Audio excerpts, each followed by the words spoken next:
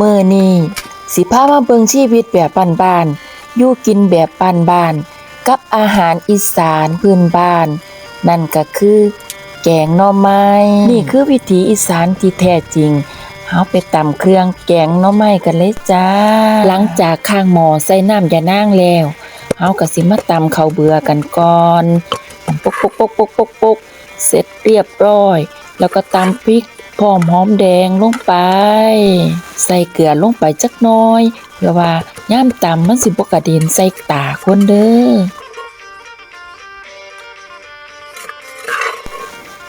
แล้วเฮาก็ทุบตะไคร้ใส่แต่ว่ามื้อนี้ตะไคร้เฮาสิบ่หั่น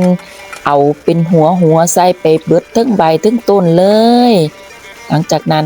ก็ใส่เครื่องลงไปแล้วก็โคเลเพื่อว่าข้าวเบื่อมันสิบ่ได้ติดก้นหม้อเด้อใส่น้ำปลาร้าลงไปที่เฮาต้มไปแล้วสำหรับแกงหน่อไม้ของเฮาก็สิใส่น้ำตาลแหน่เล็กน้อยขณะรอหม้อเดือดเดี๋ยวเฮาไปตำแก้วซะก่อนบักพริกก็เก็บมาจากในสวนเดี๋ยวเลือกหน่วยอ่อนๆใส่เป็นลูกโดดลงไปอยากให้กินกับแกงหน่อไม้แซ่บต้องเป็นแก้วฟ้าผ่าเด้อตำบักพริกดิบใส่กระเทียมใส่หอมแดงลงไปตำปุกเล็กแล้วก็ใส่ผงนัวใส่น้ำปลาและที่สำคัญ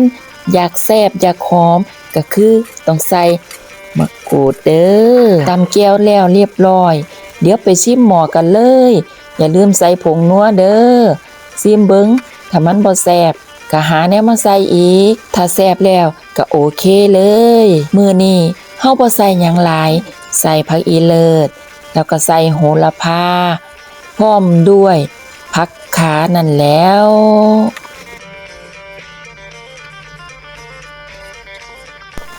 ใส่แล้วก็โคเล่ฝ้าวปิดฝาไว้เดี๋ยวเมลูกอ่อนสิถือกินเด้อเสร็จเรียบร้อยยกหม้อไปตักเสิร์ฟกันเลยนี่แหละชีวิตของคนอีสานอยู่แบบบ้านๆหากินกันแบบง่ายๆบ่ต้องเลิศหรูบ่ต้องมีหลากหลายก็อยู่ได้แล้วมื้อนี้มีแค่แกงหน่อไม้กับแก้วฟ้าผ่าก็สุดยอดแล้วแกงหน่อไม้ฮ้อนๆกับแก้วฟ้าผ่ามันเข้ากันบักคักเลยเด้อไผบ่ทันได้เคยลองเบิ่งเว้าแล้วก็ขออนุญาตไปสดแกงหน่อไม้ฮ้อนๆกับแก้วบักพริกแซ่บๆก่อนเด้อ หอนปะหอนพอดี